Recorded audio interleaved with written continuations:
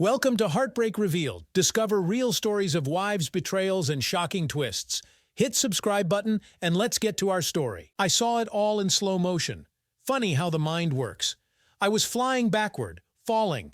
I saw a blurry figure, then the roof, then my feet and the roof at the same time. I hit, landing on my upper back first, terrible pain, a crunch and blackness. What a damn nightmare. I groggily awoke. My head throbbed, my whole torso hurt. I had no idea where I was. I laid there for a few seconds before attempting to open my eyes. I squinted, seeing only a fluorescent light fixture, ceiling tiles. I closed my eyes again. My body was in massive pain, each breath agony. I felt like crying out but laid there, trying to take stock of what was happening. The first attempt to turn my head told me that movement of any sort was not wise. An electric shock of pain shot down my spine. I tried to look sideways without moving. Even that minimal movement hurt. Then I heard the voices. Was that what woke me up? "Is he going to live, doctor?" asked the first voice. "Yes, but when he will wake up is the question.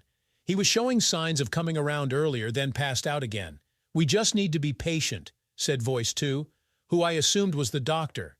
"He's a lucky man considering what happened. The MRI showed no cranial bleeding, but there's already a little swelling.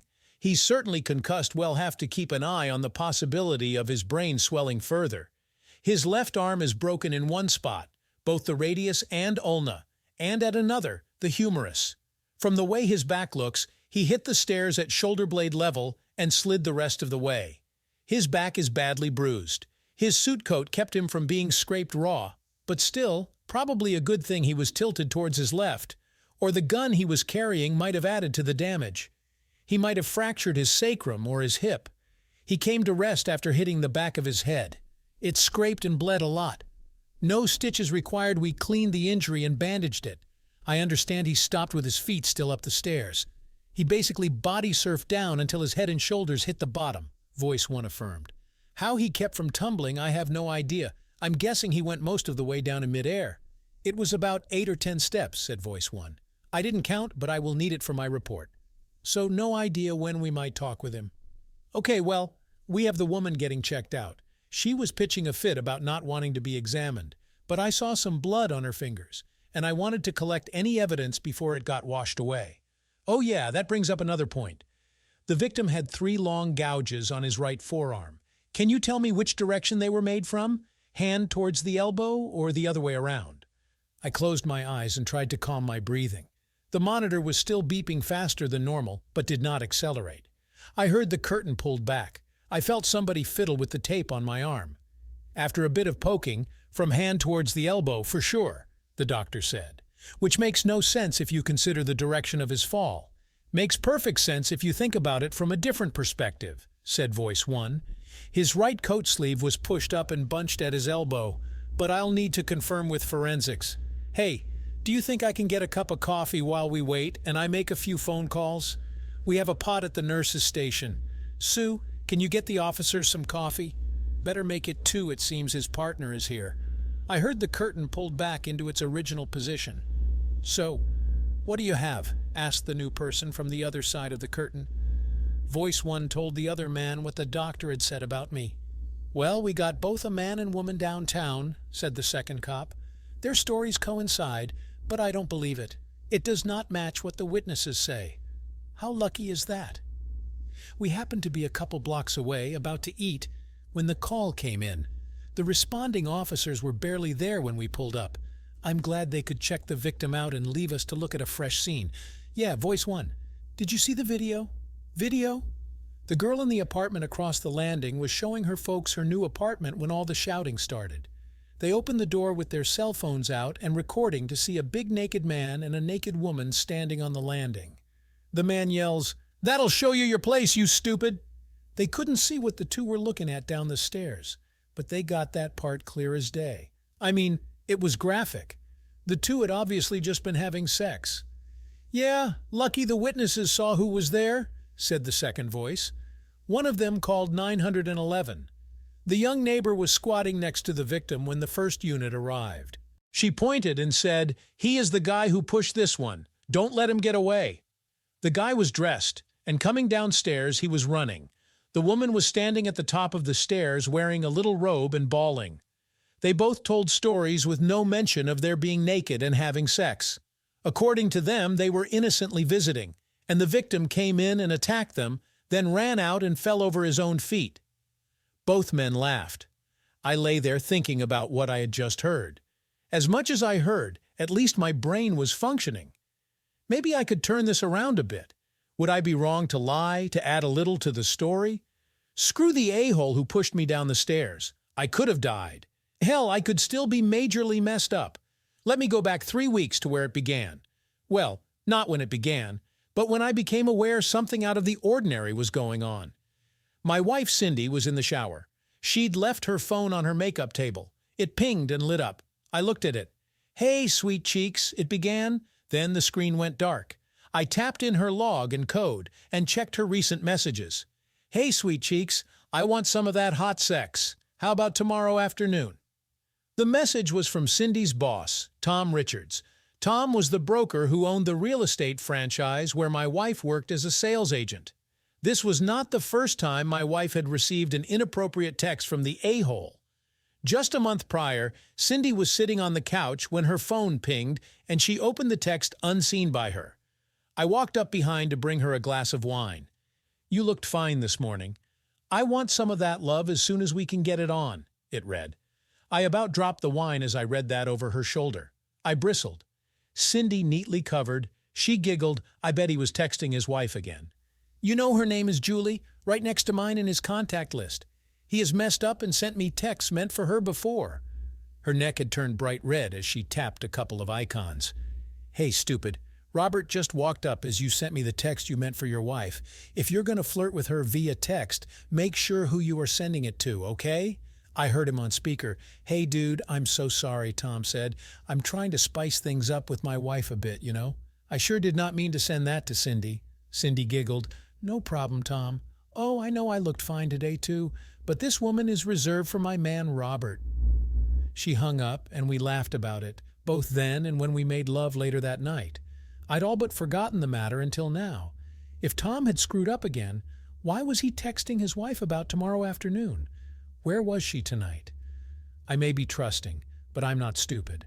I realized my wife was cheating on me.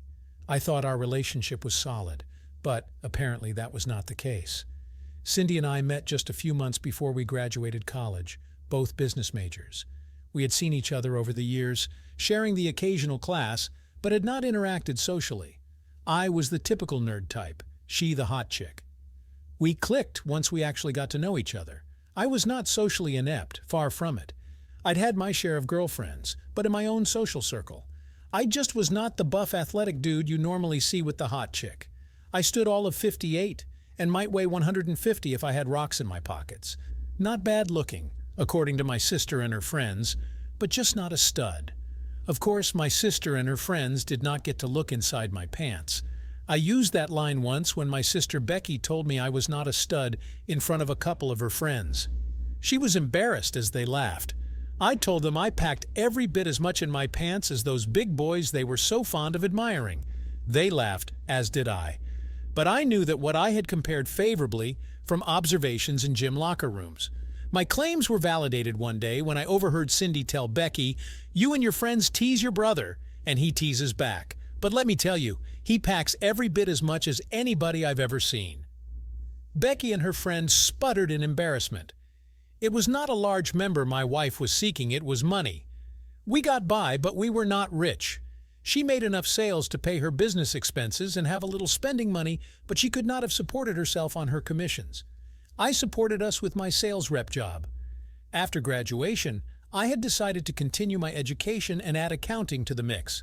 My goal was to get my CPA and MBA and set up my own office. Working full-time, that was a slow process to get there. I worked my butt off. My company sent me out of town to service a few distant accounts each week. I would see one client in Norman in the afternoon, drive to Amarillo that night and spend the night, see the client there the next morning, and drive home. I'd have the whole weekend to spend with my wife.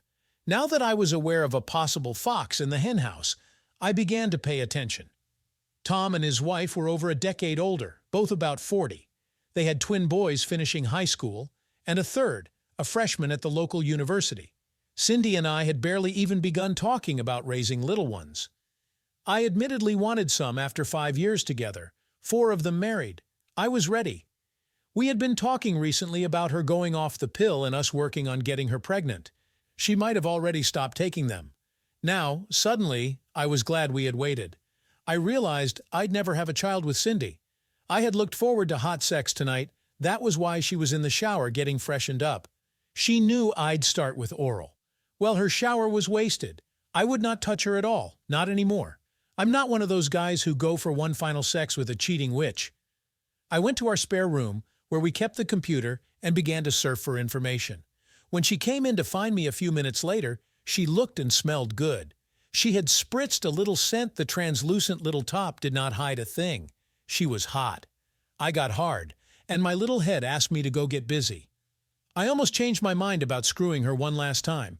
Then I remembered the text. "Sorry, babe, not in the mood. Part of me wants you, but I'm feeling a little funny." "My gut is acting up," I lied. She looked at me wide-eyed, and before she could say anything, I stood and rushed past her to the bathroom, making out like I had no time to wait. She called in to tell me she was going to bed and asked if I needed anything. I called out to tell her I needed time and would come to bed when I felt better. I had read accounts of how people put spy apps on their partner's cell phones to monitor their activity. I thought it was creepy. I mean, I know it is possible to commandeer a computer remotely, but you need to be a hacker or no one, or so I thought. It turned out to be far easier than I imagined. Many people would not think it proper to spy on a spouse, but it is totally legitimate to monitor a child. That is how the apps are advertised. Protect your kid from a possible sexual predator. Monitor their cell phone activity. Know their location. Who knew it would be so easy? I hated liars, but I was going to be telling quite a few lies over the next few weeks, some deliberate falsehoods, some lies by omission. But cheating is a major lie, so screw the witch. I decided I had more than a short-term bug. I used my fake abdominal distress as a reason to get out of bed several times the next night and spend time in the bathroom down the hall. On one of those forays, I took Cindy's cell phone with me to install the spy app and download her text files. I was new to this sneaky peep business, but Cindy is a fairly light sleeper, so I wanted her to ignore my being out of bed repeatedly and for periods of time. As I monitored her cell, I found that while Tom was a prolific salesman himself, he was even more of a horn dog.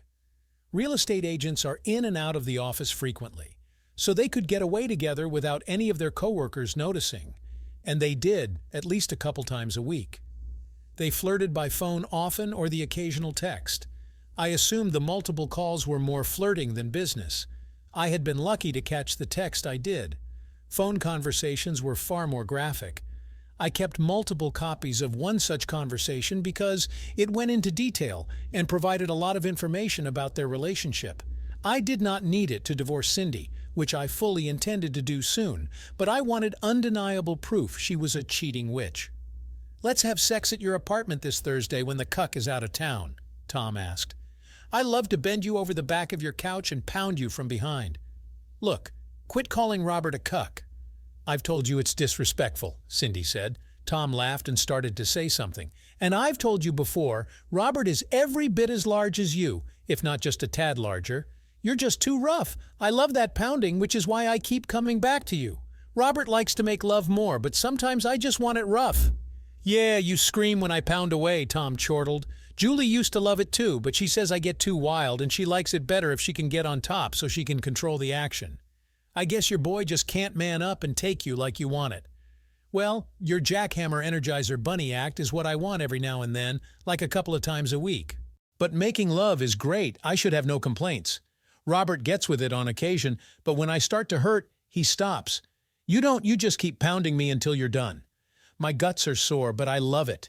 I'm madly in love with Robert, but sometimes I just want to have these wild sessions. Robert just has a nice balance of tickle and pain and does not try to mark me," Cindy said. "And if you call him a cuck one more time, you won't get any this week, at least not from me. You'll have to get on your knees and beg your wife. If you want to pound away, you're going to have to wear a condom, and I am worried about that in case it breaks. Robert and I are going to have a baby." "I hate condoms," Tom groused. "Well, it's that or no sex," Cindy said. And in case the condom breaks, I'm going to have some spermicidal douches handy. Afraid my swimmers are better than the Sea of Roberts? Tom laughed. Nice save there. Cindy laughed. No, but I can't take the risk. Tom laughed. All babies look alike. I've had 3, and they were all ugly at first. And he'd be stuck if his name is on the birth certificate. That'd be funny to have him raise my kid. No, they don't. Babies are cute, and you need to remember he'd have a year to contest it, Cindy said seriously. And you can bet if you divorced me because you were the father, I'd come after you for child support. You want to take the risk? Screw that. Maybe I ought to get snipped, Tom said. Julie certainly does not want more, and I don't want to give up that hot sex. You are a wild one. Well, snipped or not, Tom can have the 304, I thought. That conversation might not be admissible in court because at least one party has to be aware they are being recorded. It might even get me in trouble because of some civil rights violation. But I did not care. I wanted absolute proof Cindy was cheating. I knew she would try to make me out to be the bad guy with friends and family. She'd claim the affair was all my imagination, or she only did it once or twice, how I was being unreasonable and not willing to forgive her a little indiscretion. Little indiscretion? These 3 weeks while I got my ducks in a row were really dampening my former love for my wife. Once I knew for sure, I started the process to get rid of her. The first thing I did was to pay off all our debts. I had some significant college loans. Cindy's were relatively small, but I paid mine off first. We were always careful with credit card debt. Our cars were paid off. We had even started to set aside a little money for a house, since a mortgage was not that much more than what we paid for our apartment rent. I also began to stash a little cash. I knew I could not hide too much as we did not have that much, but it made me feel better to get something over on the witch. My research told me I'd be paying alimony for a few years, since she did not make enough selling houses. I hoped to minimize that a bit. I wondered if I paid my lawyer up front for his whole expected fee, if that would work to decrease our cash. I trimmed our cash reserve as much as I could. I started to have my paycheck diverted, but I knew I would still have to give Cindy her half. I just did not want her taking more. I had seen and retained an attorney who was working on the papers. Once I had her served, the would hit the fan. Now, back to that fateful day at the start of my story. I was supposed to be out of town. I had a coworker take care of those accounts the previous week as well, so I could attend to my private issues. In my spare time, I worked through possible scenarios. At first, I thought I wanted to be surprised and shocked to find them in bed when I came home unannounced. I envisioned running a naked Tom off at gunpoint, maybe even not letting him stop to pick up his clothes. I'd throw his car keys to him once he was outside in the parking lot, or just shoot his balls off. Then I fantasized about taking a tire iron to him, busting him across the head or backbone while he was pounding away, breaking some ribs or bruising a kidney. Any of that would mean jail time for sure. I could not explain the tire iron as anything other than a premeditated attack. All my friends were aware I had a concealed carry permit and frequently had a pistol on me always when I traveled. There was no way I would square off and go toe-to-toe with Tom in a fight. I was 58 and now weighed a whole 150, having gained a few pounds since college. Tom stood at least 62 or 3 and weighed 230. I know because he would brag about how he still weighed the same as he did when he played college ball. That crap about standing up and fighting like a man is just that crap. David was smart enough to not face Goliath on the battlefield, armed the way everybody at the time considered fair combat. He got out his handy-dandy slingshot and nailed the bastard. Of course, nothing in the Bible calls that unethical or cheating. It was written how God guided David to win. I just wish I had been as smart as David. All my plans and daydreams went out the window when I unlocked my apartment door. I knew they were in there. I saw Tom's car parked out front next to Cindy's. Later I would claim I did not recognize it. I was quiet when I opened the door, not jangling my keys as I returned them to my pocket. It would not have mattered. Neither of the cheating a-holes would hear a sound over their grunting and wailing. Do me, pound me. Cindy's words hit me like a sledgehammer. All my plans were forgotten. She was bent over the back of the couch like they had described in the phone call I had recorded. He was standing behind her, jackhammering into her. I considered booting him in the balls from behind, but his legs were close together. Tom was just about to climax when I hit him in the side, knocking him off the witch. "You scum sucker!" he screamed as he realized what had happened. I had not knocked him that far or that hard, just out of Cindy. He was fast for a big man and grabbed me by the front of my suit coat. I tried to punch him to get away and get my pistol out, but a suit coat is pretty restrictive for fast, rapid movement like that, not like in the movies. Plus, once he grabbed me, I was going nowhere. He shook me like a pit bull with a possum. His arms were so much longer that my swings hit empty air. I started kicking, and I know at least one kick caught him in the balls, not hard enough to make him turn loose, though. He held on. By this time, Cindy had turned around. She could tell I was reaching for my pistol, and she grabbed my right arm to stop me. I realized later that was why my right coat sleeve had been bunched up to my elbow, and her fingernails gouged the 3 furrows up my forearm. I was trying to shake her off. I had not shut the door when I came in. Tom half lifted me off my feet and charged me across the living room and out the door. He turned loose when he shoved me out into midair over the stairs. I listened to the cops talking about what they knew. I quickly formulated a plan. I hoped it worked out better than my plan to run a naked Tom off at gunpoint. I moaned loudly to let the hospital staff know I had regained consciousness. The doctor came in immediately to check me out. He had me wiggle fingers and toes and concluded I was basically intact, but told me to limit moving. No shit. Sherlock blinking hurt. The cops came in and asked if I was willing to tell them what happened. I told them almost the same story I related above. I knew my wife and her boss had an ongoing affair and was taking steps to divorce her. I did not expect to catch them in my apartment in the act, though. I told them the part about how I was dumb enough to knock Tom off my wife. The part I added was what Tom said after he grabbed me. He said, "You scum sucker, I'm gonna kill you. If you happen to live, you'll know your place, you stupid." I said Cindy grabbed my arm so I could not hit him or reach for my pistol. She said, "Careful, you know he has a gun." Shit, I can't hold him much longer. You're going to have to do something quick. Next thing I knew, all 3 of us were rushing across the living room and out the door. I'm not sure when Cindy turned loose, but I was so far off balance, no way could I get my pistol. Then I was sailing out into the air backward, and then the crunch. "I guess he threw me down the stairs," I said. "That is all I remember." "I hope the doc is right and I'm not paralyzed," I said. Did I feel bad about lying, about adding the part where he said he was going to kill me, or Cindy telling him to do it quick? Nope, screw both of them. I just hoped there was no evidence to the contrary. Thinking about it, I wondered if they ever videoed themselves having sex. That would be bad.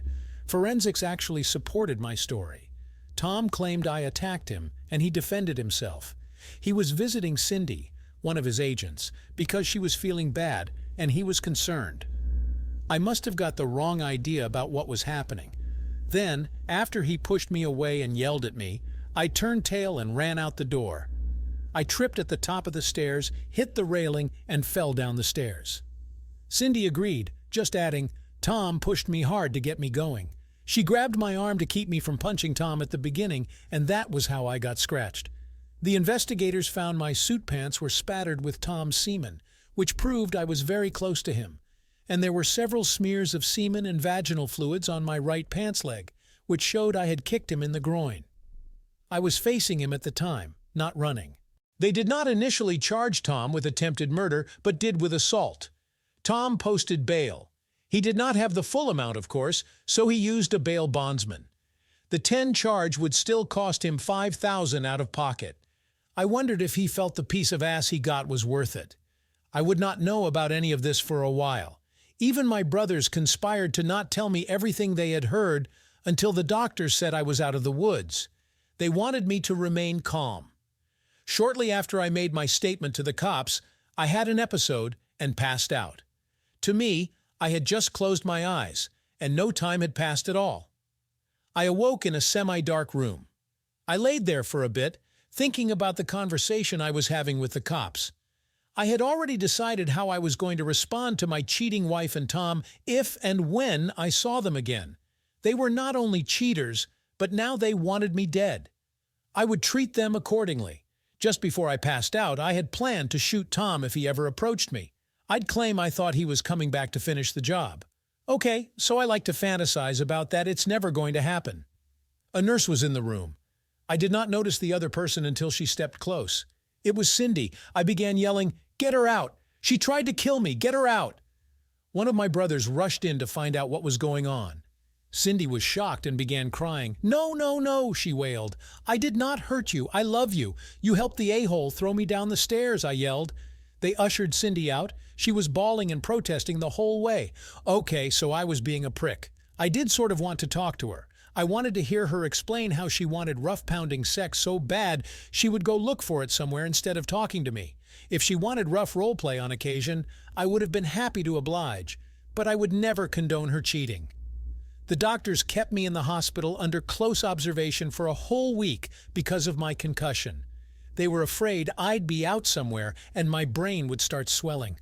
My two brothers visited regularly and even camped out in my room the first couple of days. They could barely believe what I said about Cindy. Finally, I whispered to John that I exaggerated her role in helping the a-hole try to kill me. "I can always back off that a bit later," I said. "But for right now, I want the witch to suffer. She cheated. She destroyed our marriage and my trust. Tell Dave what I said. I'm paranoid about recordings, so will not say anything out loud here." John thought that part was funny. The day I got out of the hospital, I told him the details of how I bugged Cindy's phone.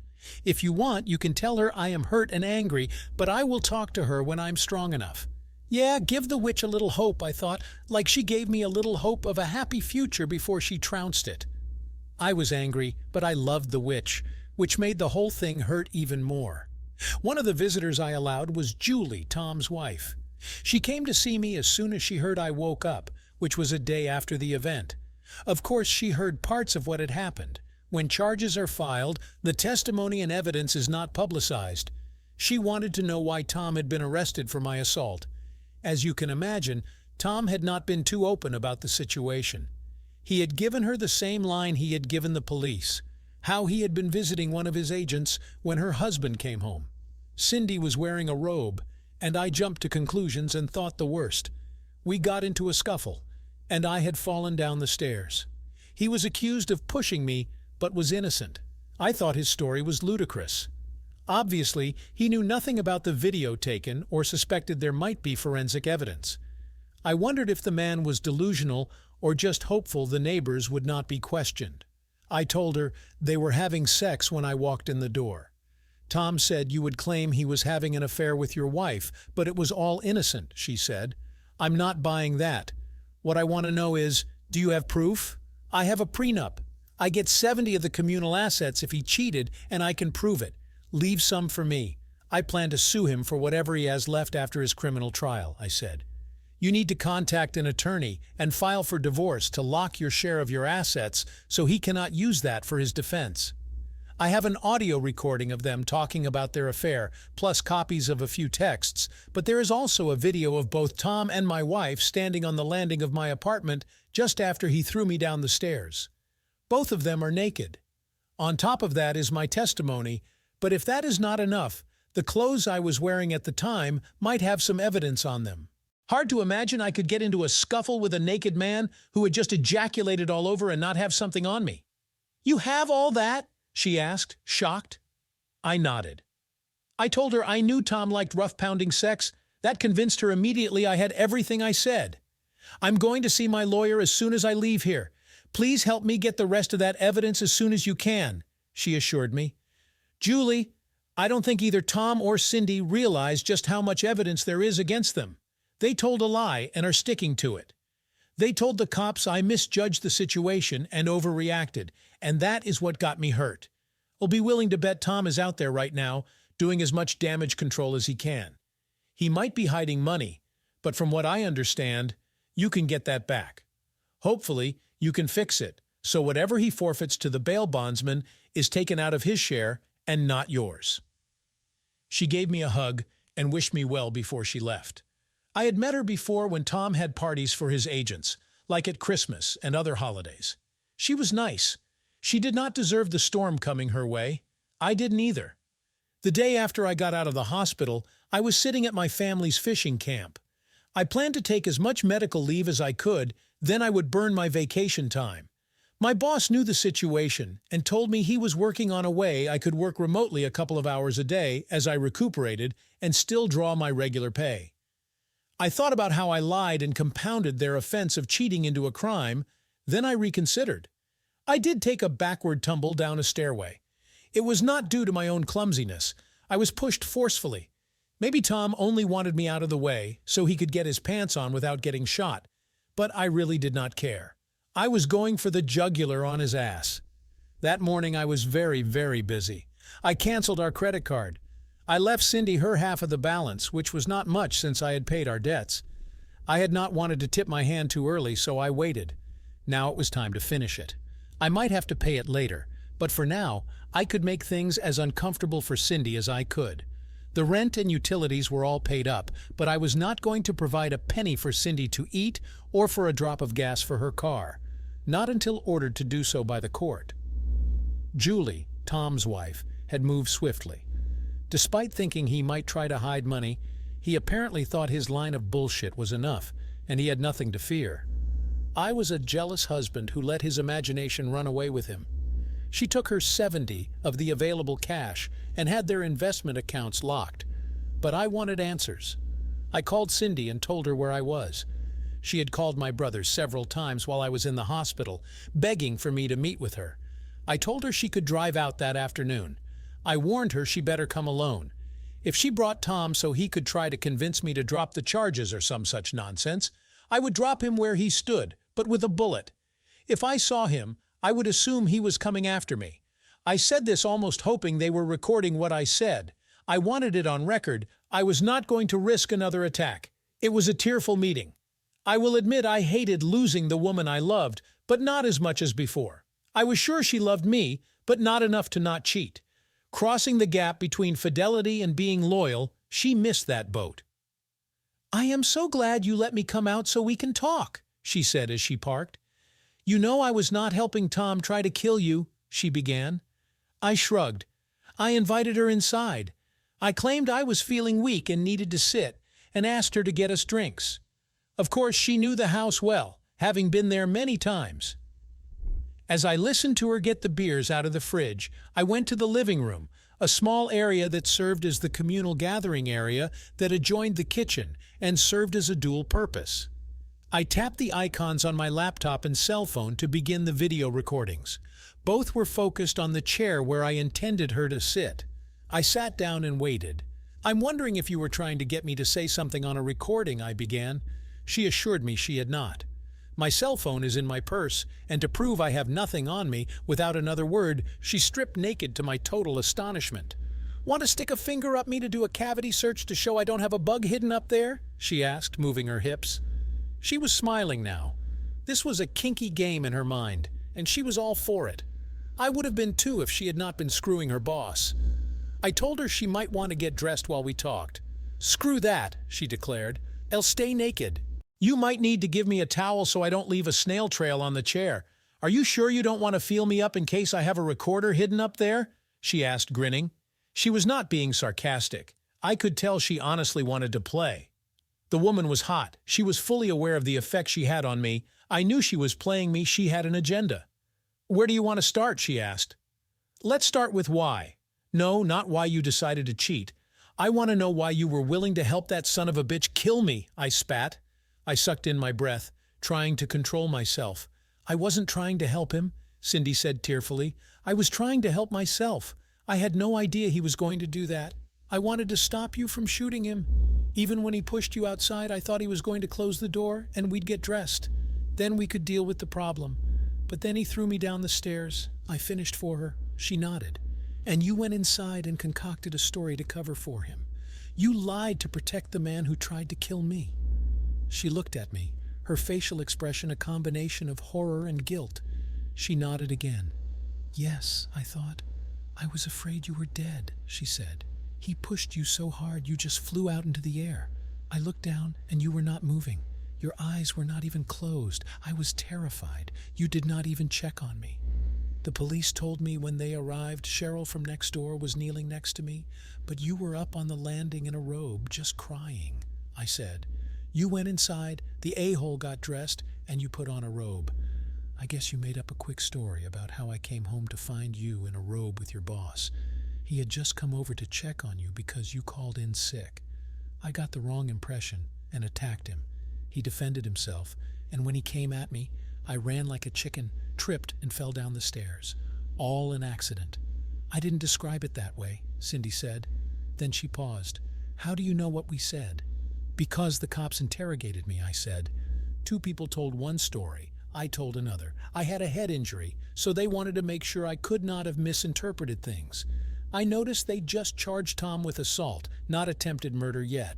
I thought, tell me why you lied your ass off for the son of a bitch, helping him get off. I was scared, Cindy declared. I'm sorry. I did not know if you were even alive. Tom told me that if you had a head injury and were still alive, you might not even remember how you got hurt.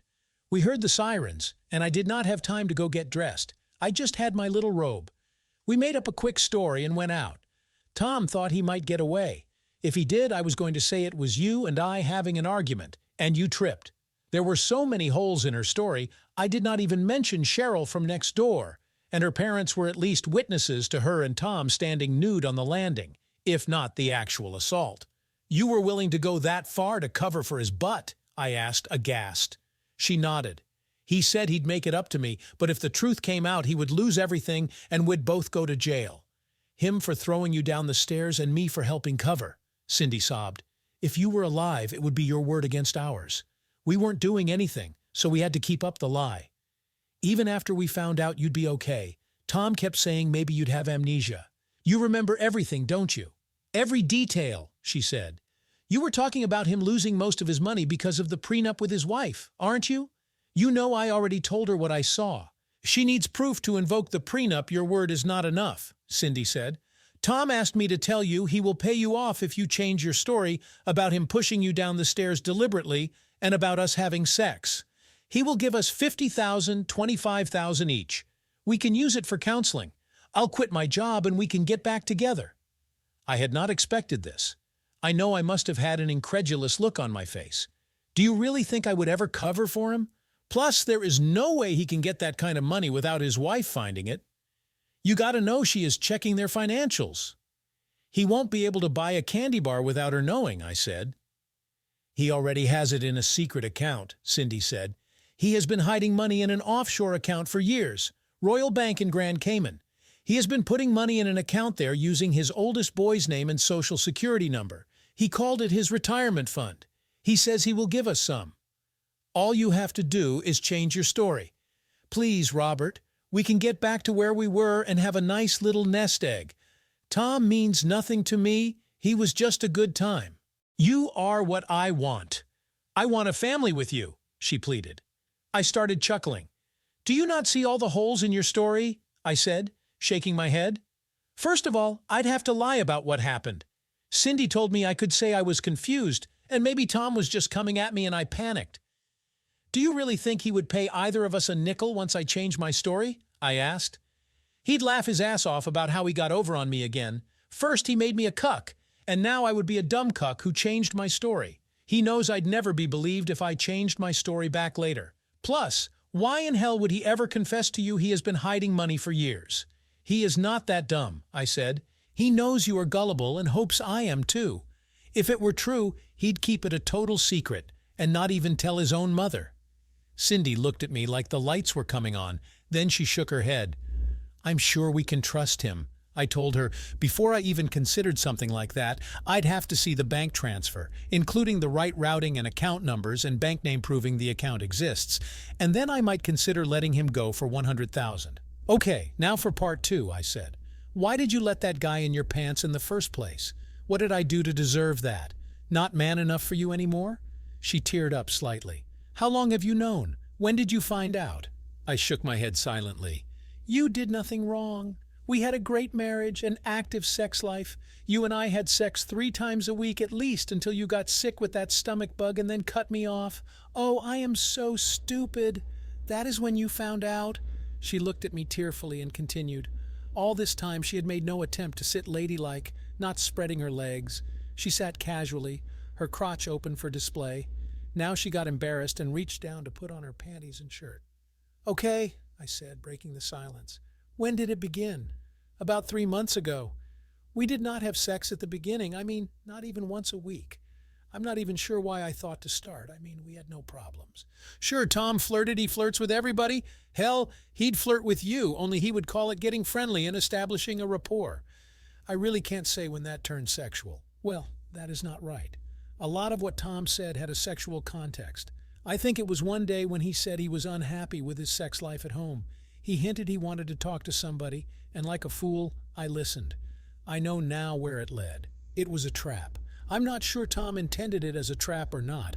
Thinking about it now, I wonder if he did it with other girls before me. But at the time, I found it arousing just to hear him talk. He told me his wife preferred to make love, not get down and dirty like they had years ago. He missed the wild, pounding, animalistic sex they had when they first got together. I could not help it. I was aroused as hell. That night I jumped your bones. I did not even need any warming up. I climbed on top of you and rode you to a couple of orgasms. You were happy to help me. You did not even ask what got into me. Well, you did, but I did not tell you the whole truth. I just told you I wanted you to screw me and make me yours, and you did. I have thought about that night a lot since. Just the memory of that night has me on the verge of climax. Cindy paused to see if I took the bait. As much as I really wanted to, I sat in my chair, clenching. She took a few deep breaths and continued. I wanted that high again. Not a drug high, a sexual high, Cindy said. That was over a weekend, and we screwed like rabbits the whole time. I remembered it, so did I. It was a great weekend. My wife was all over me. We did nothing but have sex and then rest and eat a little so we could screw more. The next week, Tom and I talked. I did not tell him about us screwing our lights out, not at first. He told me he had one good hard sex session, and Julie wanted the rest to be sensual lovemaking. I was aroused enough. I did what I swore I would never do. I talked about us having sex. I told him we had a wonderful time the whole weekend. That week, you and I had sex probably every night. It was all good, but none of it was the mind-blowing sex we had the previous weekend. Tom said he could give me that any time, Cindy said. I laughed, but after a few days, I started to wonder if he could. I wanted that hard-pounding sex so bad, Cindy admitted. The more I thought about it, the more I craved it. You did me hard during that weekend. We had. Tom and I had shared stories up to that point, but had not touched. Finally, one day after Tom all but begged me, I offered to let him try to get me off. That was my downfall, Cindy offered quietly.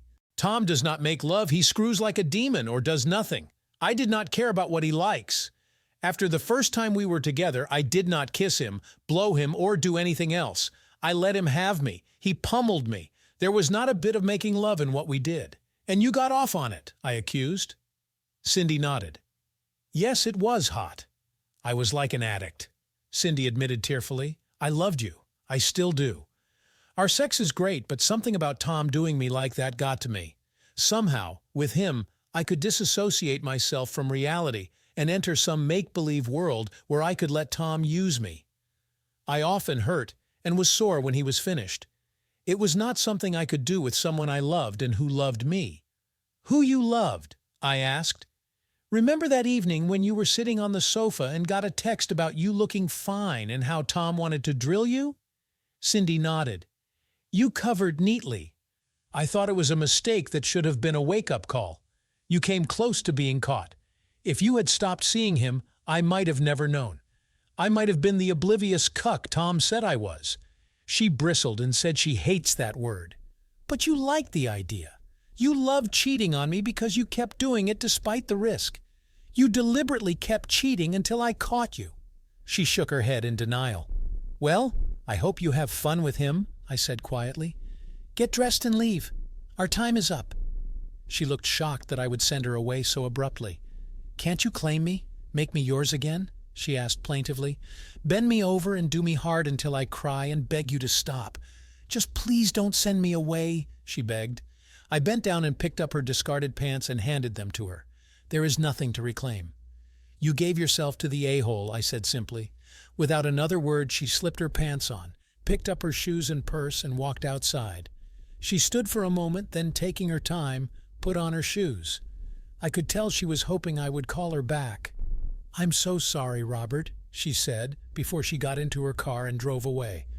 I turned off the cell phone and laptop recordings and made a copy of each, then sent the files to the cloud for safekeeping. I pulled a card out of my wallet. When the call was answered, I said, "Sergeant Bryson, this is Robert Campbell, the guy who got thrown down the stairs last week. I have a video you might find very interesting." While I was making copies of the video, my phone alerted me Cindy was making a phone call. I was busy and did not listen at the time. The call was automatically recorded. "I'm just driving home from meeting with Robert," Cindy said. "There is nothing wrong with his memory. He remembers every detail of what happened, even details I had forgotten. I'm glad you did not go with me like you wanted. I'm sure he would have shot you on the spot. He's not taking chances. It was not a good idea for me to even think about recording the conversation either. I'm glad I didn't try like you wanted. He called me on it right away. I stripped naked to show him I did not have a bug planted on me. I could not believe it. I sat there stark naked, and other than looking me over a few times, he ignored my body. He is that pissed. I even begged him to take me to bed and reclaim me." "What a fool," Tom scoffed. "He is a full cuck, not even willing to try to reclaim his wife. Too much of a chicken for even revenge sex. The good thing is, he has no actual proof we are screwing. His claims aren't worth anything." "Yeah, we're screwing," corrected Cindy. "Yeah, we are going to have to cool it for now. I'm sure my wife has somebody following me. She needs proof to clean me out in a divorce. The kids are damn near grown, but she'd get 70 of everything we have, even the business, plus support. Her father made us get the prenup before he'd finance us going into business. This might be the end of our marriage anyway, just based on what the cuck told her. But I could get by with a $5,050 split and no alimony.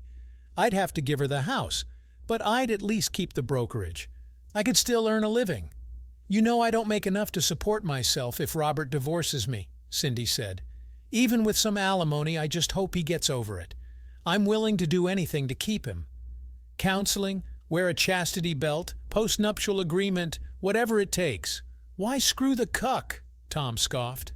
"I'll send some sales your way to keep you afloat. We'd have to keep it quiet, though, so we don't piss off the other agents. You'll just have to give up that sex like you have been doing. Maybe throw in sex every now and then for a little extra, but not now, not until I'm in the clear with Julie. The first thing to worry about is I got to get out from under this assault charge. What did the cuck say about taking the money to say he tripped? He said no way. He might go for $100,000, but he'd need to see the transfer, including routing number and all first. He believes you're lying about the account and says you wouldn't pay off anyway," Cindy said. "Well, he's probably right there. If he was stupid enough to go contradict his statement and came to me with his hand out, I might spit in it." Tom laughed. "I might get the cash and give him $25,000 up front. I'd record it, though, then accuse him of blackmailing me if he asked for more. $100,000? Screw that. I could have him killed for a whole lot less." "If you say anything like that again, I'll confess to the cops myself," Cindy said. "And just in case you have those same ideas about getting rid of me, I'm going to make a video confession and give it to a few people for safekeeping. I'll tell you right now, if Robert so much as gets dizzy and falls off his dock on his own and drowns, I'm going to turn you in. You will not threaten him again." "Hey," Tom backpedaled quickly. "I was just spouting off. I'd never do something like that. I don't think Cindy was gullible enough to believe him. I was going to be on my toes. I made a recording of that conversation as well. I had an appointment with Bryson later. He came out to the camp since it was not far out of town. I began to wonder if maybe Tom really did have a secret account. But why in the world would he tell anybody? Maybe he just opened his mouth and revealed it to Cindy without thinking, like he did about having me killed. Bryson was impressed with the video of my conversation with Cindy. I could see he was impressed with her body, although he did not comment about that. He would take it to the assistant district attorney who was working the case. This is icing on the cake. We got back the initial forensic results. You had spatters of semen on your pants and a smear of semen and vaginal secretion on your right leg. We'll have to compare that with their DNA before the trial, of course, but who else would it be? We also checked out the sofa and the carpet where you said they had sex. Sure enough, matching spatters, even a few toward the door. I guess as you two scuffled, he dripped a bit, and as he struggled with you, it spread. The good thing is it shows you got into it with him a full 12 feet from the door. That, plus the 3 feet from there to the top of the stairs, further supports your story. I'm sure we will be upgrading the charges against him to attempted murder. Your wife might get charged as well. I'm not sure if they will call her just complicit or an active participant.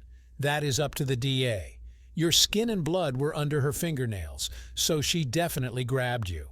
Her statement she was trying to keep you from pulling your pistol could be used either way by a good attorney.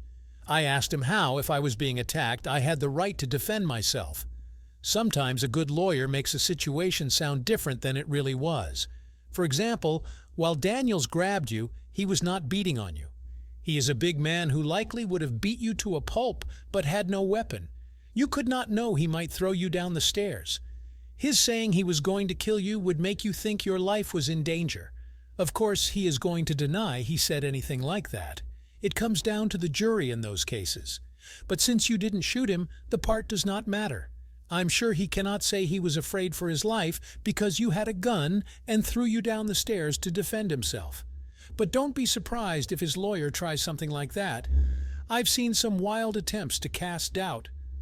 I got a call from my father-in-law that evening. He had heard I had been hurt but had been released from the hospital. He apologized for not coming to the hospital while I was there.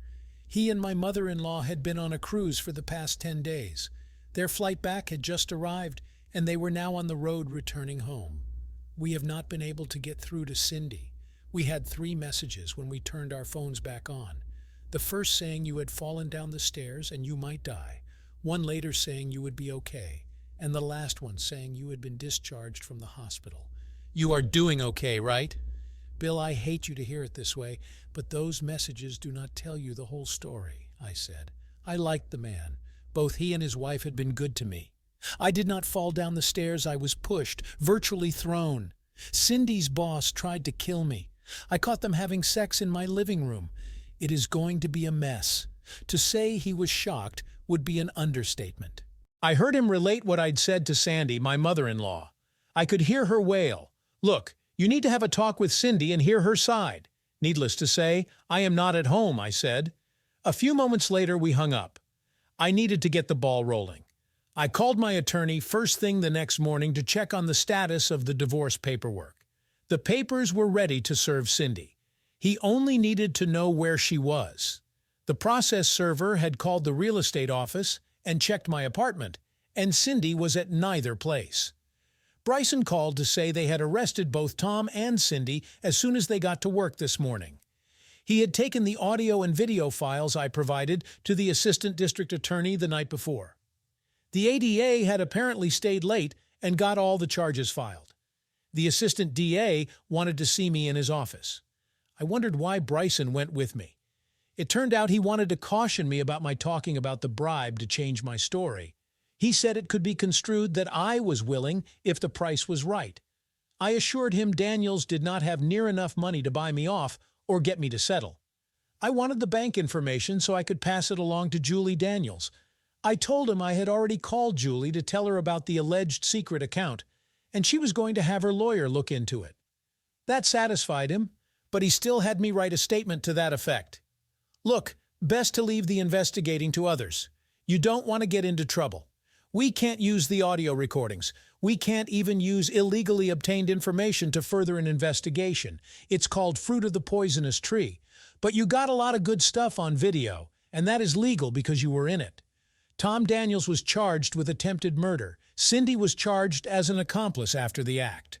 The DA did not think they could get charges of assault to stick in her case, but he did not want to let her get away scot-free either.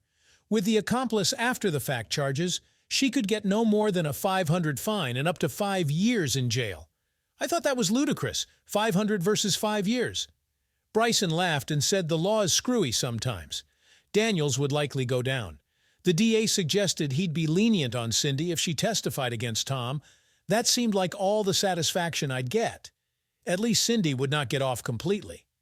I really hated to see her get burned too bad, no matter how much I hated what she had done to me.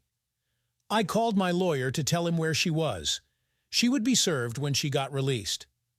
My brother John went with me to get the rest of my clothes out of the apartment. My clothes, my desktop computer, and a few pistols I had locked in the safe were about all I wanted out of the house. I looked around. Everything else would remind me too much of Cindy and the life we had built together, as short as it was. We were almost finished packing the last bit when Sandy, Cindy's mother, drove up. We were stacking the boxes on the landing. Crying, she grabbed me in a big hug. I cannot believe my daughter would throw away what she had for a little sex with somebody else, she bemoaned tearfully. Do you think there is any way possible you could work through this? Before I could react, she continued, I'm not talking forgive her, especially not right away. I mean after a lot of counseling. Just before Bill and I left on our cruise, Cindy had said you guys were going to start working on getting her pregnant. We were so looking forward to that. I looked over at Rachel, Cindy's 22-year-old sister. She had come with her mother to get some of Cindy's things. She was shaking her head. I can't tell you how much this tears me up, I confessed. I have video and audio that shows just how bad it was. Cindy has no idea I have any of this. Both her and her boyfriend think it is my word against theirs. You have proof? Sandy asked, surprised. Cindy made it sound like the affair was just a little fling. She regretted it, of course, but you were totally unforgiving. This was not a little fling. It went on for months. What I have is damning, I said. Some of it is pretty bad. Nudity, bad language, the works. I don't think you should see it. Screw that, Robert, Sandy said vehemently. I'm a big girl. You always were polite. You stifled cursing in front of Bill and me. I probably use worse language than you do, and I know what a naked person having sex looks like. So does Bill. I want to see and hear whatever you have, all of it. I am guessing from the way you are acting, the files will show my daughter as a complete 304. It's bad, isn't it? I nodded. I started out not wanting Cindy to be able to claim I was a playing jackass who could not forgive a little indiscretion. That went south quick. It is bad. I really do not want to hurt you. I told you I want to see what you have, Sandy declared. Cheating pisses me off. I don't care if it was you who did it or Cindy. I had plenty of chances to screw around on Bill over the years. Some of the offers might have rocked my boat, I'm sure. I never did. I agreed to give her the audio portion of my meeting with Cindy and the other audio files. Cindy is going to need your support, I said. She's in for a rough legal battle. Sandy nodded. Well, support her, but that does not mean well condone what she did, Sandy said. I told them I was moving out and Cindy could stay, but Sandy said Cindy would live with them for the time being. At Rachel's insistence, she went to pack some of Cindy's clothes. Damn, this is some shit, Rachel offered. I agreed. Now you know only part of it. I was 17 when you and Cindy got together. I was dating a guy on the football team, not having sex, just going out. Mom made a big issue how Cindy hit the mother load. She found a great guy who would stick by her forever, somebody like Dad. You weren't big and handsome, but decent looking and sexy in your own way. Somebody a girl could count on to love her, smart and loyal. I laughed. You are making me sound like a border collie. A hot one, Rachel said, grinning. You know what I mean. I gotta know you. I envied my sister. I dated guys and looked for somebody like she had. Never found one. Rachel grabbed me in an embrace. I'm just going to say it. If my sister is so dumb she'd give you up, I want you. I've loved you for a long time. I just want you to know I'm here. I really did not know how to react. I knew none of this was good. I hugged Rachel and told her I appreciated her love. She smiled and planted a lip lock on me that gave me a harden. All three of the women in Cindy's family had that effect on me. I told Rachel that Cindy did not really have to move out of the apartment. I would be living at my family's fish camp outside of town. Rachel shook her head. Mama is pissed Cindy screwed up a good thing. She wants her back at home, where she can tell her how she messed up, and I think to keep an eye on her. I offered Cindy could live with me if she had to, and Mom shut that down, Rachel said. I'm just graduating, and Mom does not want me saddled with Cindy.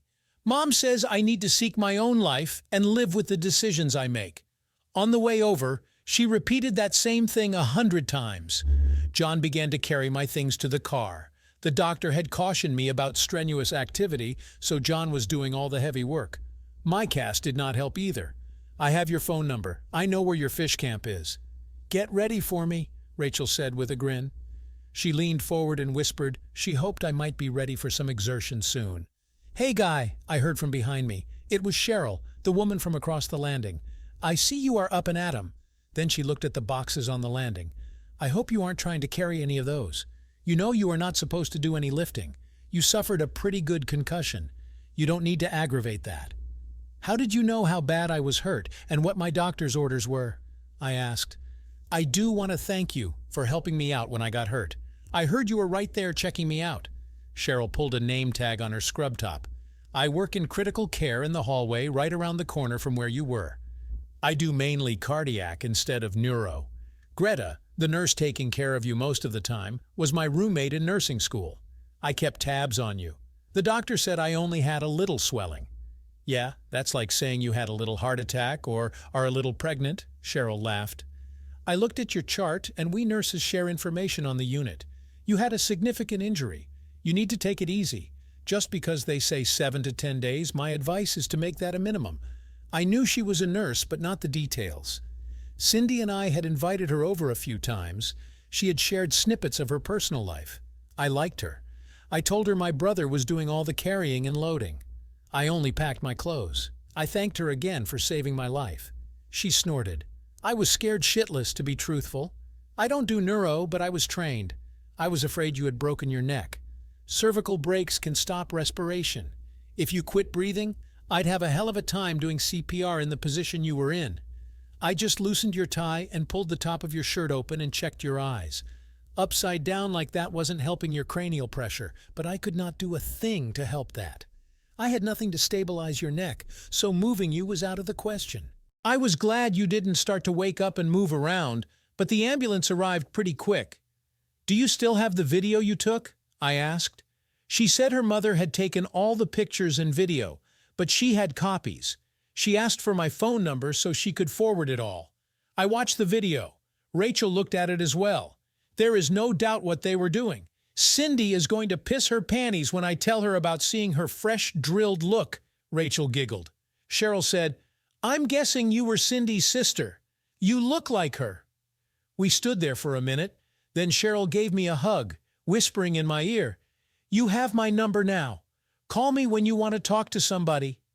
Out loud, she said, "Take care of yourself, Robert. Do everything slow and easy. No exertion." She turned and went to her apartment. I was not sure if she put a little extra wiggle into her step or if it was just my imagination. John was amused as we drove away. "Your mother-in-law would jump your bones in a heartbeat if she was single. She is one classy lady, but she loves her husband and won't cheat." I looked over at him. "Cindy's sister wants you too. Now she'd jump into your bed quick. All you gotta do is let her." I shook my head. "Plus that neighbor, the nurse, she wants you too. You think I wasn't listening?" "Yeah, kinda screwed up, but you have options, little brother." He laughed halfway to the fish camp. I wanted the divorce to be as easy as possible. I wanted to get it done quickly. I had my lawyer offer Cindy I would pay half her rent and utilities if she stayed in the apartment alone.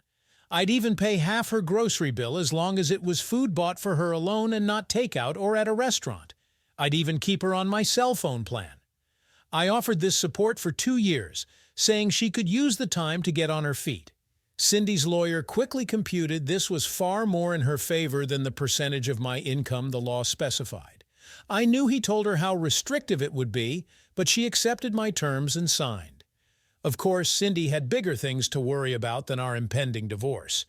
She had been accused of being an accomplice after the fact for helping Tom attempt murder. She got released on her own recognizance. She had not been charged the first time, only questioned. Tom Daniels did not fare so well.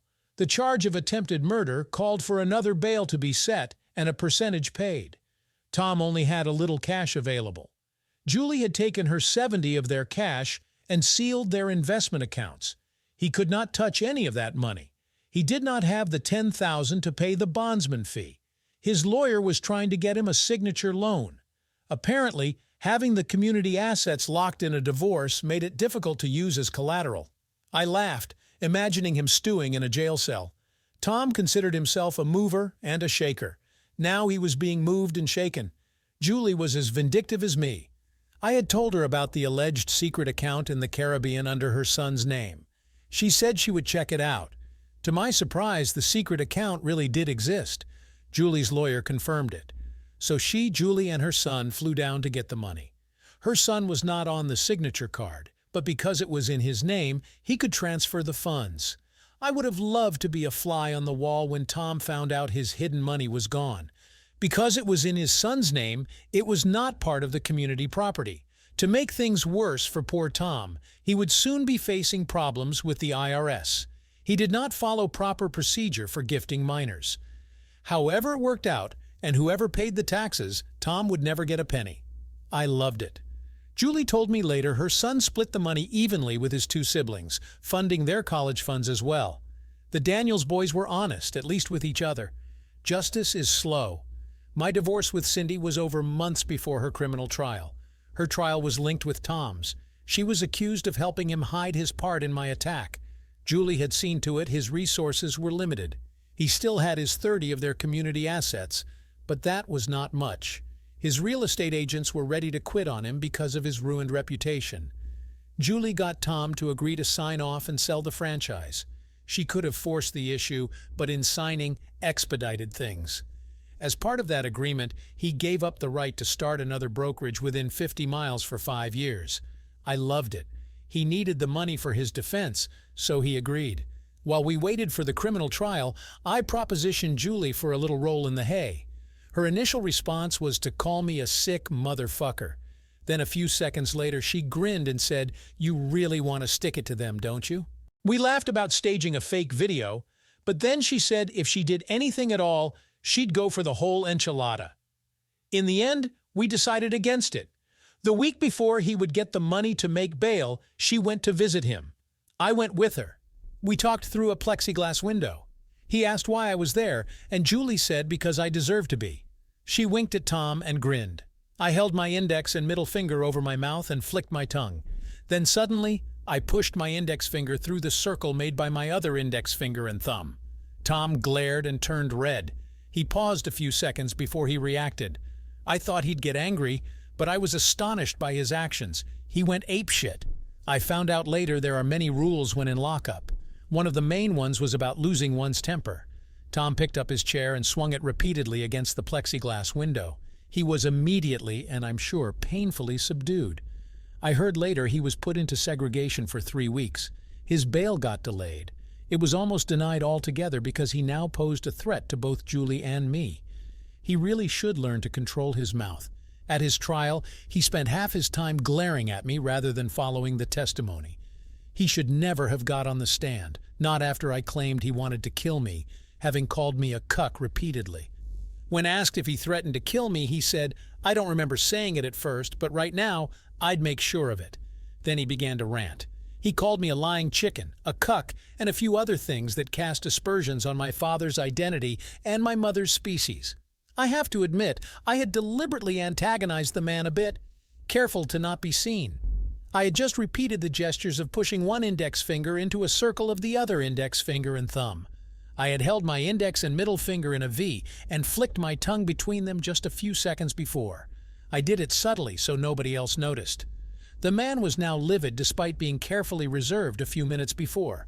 His lawyer looked stricken. The forensics bore out the fact he had indeed attacked me and moved me some 15 feet to the top of the stairs where he threw me to my death. Now saying he would kill me if he could did not help his case. Tom's lawyer was fairly good. The lawyer tried to convince the jury Tom was justifiably upset, as his only real crime was having sex with a married woman and defending himself from an angry husband with a gun. Tom had lost his career, his marriage, and his freedom. He had been beaten a few times in jail. His present state of mind was influenced by PTSD, so his actions should be forgiven. The lawyer managed to cast enough doubt. Tom only got sentenced to 10 years in jail rather than a possible 15, even after he got angry at me in court. Cindy was called back to the stand to repeat her testimony. She never heard Tom threaten to kill me in the apartment, but on cross by the DA, she admitted he had said he might hire somebody to kill me. She was very upset at Tom's violent rant in the courtroom.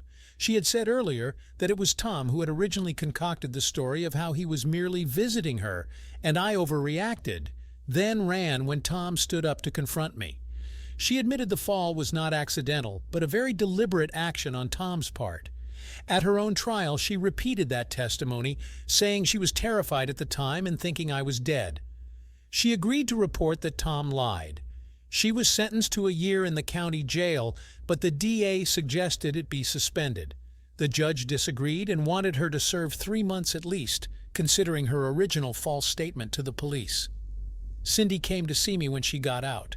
She wanted to apologize for cheating on me. We had not talked in private since the day we talked at the fish camp. I also want to thank you for not spreading the video you took when we talked. It was bad enough you gave Mom the audio portion. I was a 304 to strip and beg like that, but I wanted to be your 304. Mom gave me a little crap about that, but she really read me the riot act for cheating on you and destroying our marriage. It was bad enough just knowing what I did, but she saw the video Cheryl's mom took. She told me if you weren't such a gentleman, you'd have let everybody see me naked and freshly screwed, disgracing the whole family, as I knew she would. She asked, "Is there any way we can get back together?" I was hoping with counseling or a postnup. Well, it would be a prenup now. I shook my head. Saying a prenup did not stop Tom. I'm not Tom. I got stupid. I should have talked to you. Can we stay friends? I mean, well, need to if you date my sister. Rachel told me she wants to get with you someday. I told her I had written that off as well. Cindy left after wishing me well and saying she hopes I will forgive her someday. While I liked Rachel and the whole family, there was no way it would work. It would only cause friction in the family sooner or later, and while I was still hurt by her disrespect, I did not want her family damaged. I wonder how Tom is dealing with life in jail. I laughed at that thought. I bet he got into a fight or two. I'm trying to find out how he's doing. Julie says she is going to go visit with her boys. 2 are under 18, so she has to go along. She wants to ask him if he's giving BJs to fellow inmates when the boys can't hear. I did hear about Tom a few months later. He got moved to a new unit after being in segregation. I had no idea what he did, but they apparently did not take kindly to his attitude. He was found unconscious in a corner of the shower room. He had obviously been kicked repeatedly in the groin. He had most of his toiletries pushed up his rectum. A full bar of soap went first, followed by his toothbrush and tube of toothpaste. Once those items had been removed, it became apparent he had been sodomized first. I sent him a smiley face greeting card. If you think I paid someone to do it, well, you are absolutely right. Throughout my court hearings, I did make some friends who had friends in the jail administration, who had friends behind the bars who really needed extra money.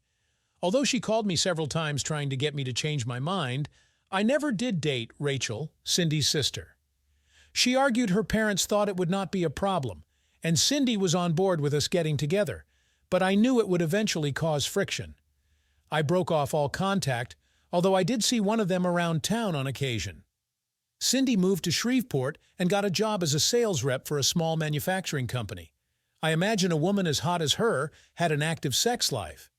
I also had an active sex life with accounts administrator Cheryl. She and I dated, and then she moved in with me. A year later, we got married and immediately decided to have a baby. Good communication is a big issue with us, and she shares my thoughts on fidelity. I know someday I'm going to have to be careful when Tom gets out of prison. I half hope he gets shanked. Maybe I need to spend some more cigarette money. Okay, I'm still a bit of a prick, but only to those who try to hurt me. Thanks for tuning in. What would you do if you discovered your spouse cheating and conspiring to harm you? Let us know in the comments below. Don't forget to like, share, and subscribe for more shocking stories.